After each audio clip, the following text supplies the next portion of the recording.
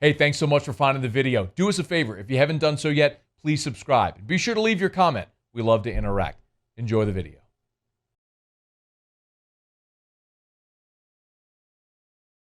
This was obviously no surprise. We were expecting that a deal would get done. What about the timing and the terms? What are your thoughts?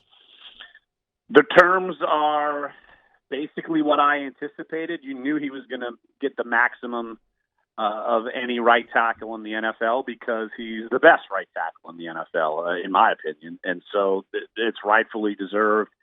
And I feel like of any of the contracts that you're looking at, as far as you throw in Marshawn Lattimore and you throw in Marcus Williams, it's the safest bet. And so to me, it seemed like that's probably why this one got done first, because there's not as many question marks with Ryan Ramczyk. I mean, he's been consistently great ever since he's come into the NFL, and it's a position where, the great ones typically have longevity, and so you don't really have any question marks as far as that contract goes. But and also, the timing, I know people hoped this would happen leading up to free agency so things could open up for the Saints there to make some moves. Obviously, that didn't happen. But as far as getting it done before the season, I think this makes sense for sure. Is there a realistic possibility that, let's assume that in the next 5 years, Terron Armstead is no longer the Saints left tackle, which I think is plausible. Is there a chance that Ramczyk kicks over and plays left during his career? I think that's something that, look, Ramczyk is going to outlast Armstead, I would think, on this roster. So I think that might be something you entertain. But if you come to that, if you need a left tackle, I would assume that the Saints would look to the draft and go that route because, to be honest, great pass rushers line up on either side of the ball. So, look, Cam Jordan always goes up against right tackles. He doesn't necessarily go up against left tackles. So, I think it's plausible, but it's something that I don't. That's a good question. I think they have a discussion about it. I'll put it to you that way because, look, he played left tackle. He entered the league as a left tackle, but played right immediately. But you bring up a good side note that we probably need to discuss is Terron Armstead and his future. Okay, well, let's go there. We know that the starting five appears in place right now. What is Armstead's future? His contract voids after this year. So basically, he's in the final year of his contract. So what do you do there? And do you pay your tackles top dollar? And the answer is probably yes. I mean, he's probably going to command a contract that's even bigger than Ryan Ramczyk. Something along the lines of maybe like Trent Williams. I think he's $22, $23 million per year. And yet you hear that number and it kind of takes you aback because we know Armstead has had durability issues throughout his career. I mean, not in the recent past, but there's been plenty enough years where he hasn't finished, 12, 13 games. He'd miss quite a few games. And so, but at his best, he is one of the best in the league. And so that's the going rate. And so we know how much the Saints value the offensive line. And if they go big money there, how does that affect Marshawn Lattimore? How does that affect Marcus Williams? So it's a lot of, when you got a lot of great players, you're going to have to pay them if you want to keep them. And so, I'm curious to see how much and when an Armstead deal gets done, because I don't think the Saints want him to walk. So I think that's one we haven't really talked about a lot this offseason, but that contract is one that they've got to address after this season. Do you this surprised me when I looked it up earlier today.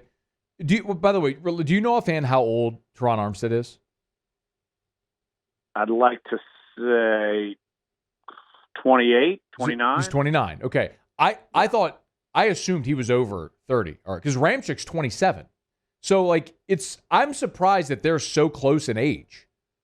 It just feels, because Armstead's been around so long, that he would have been older than Ryan Ramczyk is. The other thing that really surprised me, I went to see how many seasons Armstead has played a full season. Like, do you know that answer? I'm putting you on the spot, but do you know how many times he's played 16 games? I'd like to say maybe once. Never. He's never done it in his career. It was either once or never. That was going to go, yeah. It's bonkers. I mean, I don't know how you – I mean, I understand your point. Like, when he's right, he's one of the premier left tackles in the NFL. But he's never played a full season, and because he's injury prone, it does. Do you think that that's fair? Like, am I misreading it? It feels like he's older or plays older than 29. Yeah, because his body's been through a lot. I mean, yeah, there's no doubt about it. I feel like I've told this to people, never really in a radio interview setting or something like that. I feel like Terron Armstead, like his body and his build, like I think he's bigger than maybe he should be. Like when he retires, I'm not going to say he shrinks down to like Alan Faneca, but I feel like he's someone who gets smaller. Okay. So I feel like he's a big frame. You know, it's not fat. He's big, and I feel like maybe that attributes some of the injuries that he has. You know, tears and this and that and the other. That's just me. I don't know if that's clinical. That's just me, in my opinion.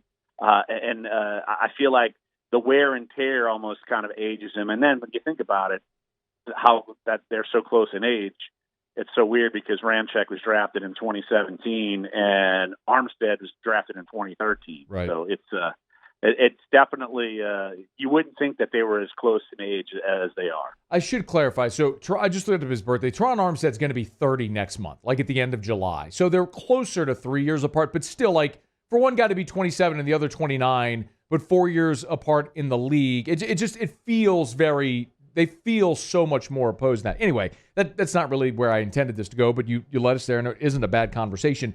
With Ramczyk's contract, and Larry Holder's our guest, with Ramczyk's contract, what does that mean for the cap now? Like, do we know yet how it's structured and how much space that's going to clear up?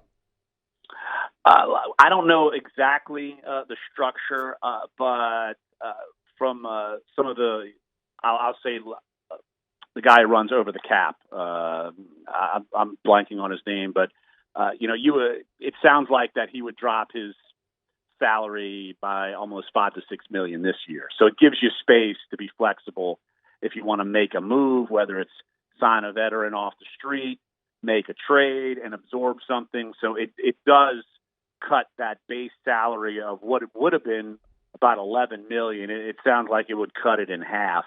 And even before this deal was hammered out, I assume that's about as far as you would go with his salary. You would cut his base salary in half, and it would, or his cap number in half, and go with it'd probably be about $5 or $6 million this year, which of course leads to what we see every year with every contract they ever do. They kick the can and hope that it doesn't catch them or bite them later on in life. Hasn't yet. So with somewhere in the neighborhood of $5.5 million already in cap space, if you add another 5 to 6, that puts you in the $12 million in cap space for the Saints to go spend.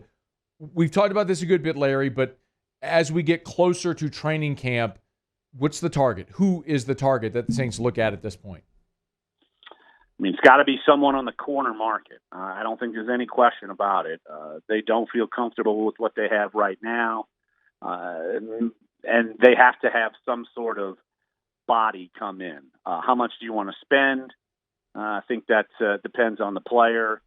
To me, you'd probably spend more on Richard Sherman than you would, say, someone like Drake or Patrick. Or you also have to think about, man, what if you try to go trade for one of these high-priced corners that are a little maybe disgruntled, someone like Stephen Gilmore, and rework his contract and bring him in. So I think that's that opens you up to even a little bit of that possibility. But to me, corner's got to be it. You don't have a starter there. I know people might look at linebacker and say, hey, you don't have a starter there either next to Demario Davis because, let's be honest, you only need two linebackers in a 4-3 because it's basically a 4-2-5 at this point. Mm-hmm. But you probably can get away with playing maybe Zach Vaughn or Pete Werner as opposed to getting away with playing Paulson Adebo or Patrick Robinson. But they could address both spots, but to me, corner is no question, no brainer, number one spot they've got to address. Last thing, does Marcus Williams get a long-term deal this offseason as well? I would say no, not this offseason. Okay. So you think he's going to play under the franchise tag? Yeah, I think they feel comfortable doing that and going that route. And on the Saints, why not? Make him prove it. Maybe if he's disgruntled, you don't pay him again next year and you go draft a safety because they've drafted safeties over and over and over again. I don't have any problem with him playing under the cap and say, hey, we'll make you prove it one more year. Now, would it stun me if they do a contract? No, but still, I don't have any problem with him playing it out. He is Larry Holder on Twitter at Larry Holder, theathletic.com/New Orleans to go read his stuff. Big day for the Saints here in this offseason and for future years as well. Ryan Ramczyk locked up long-term. Thank you, Larry. You got it. Hey, thanks so much for watching. Please leave your comments. I love to interact, and be sure to hit the red subscribe button below.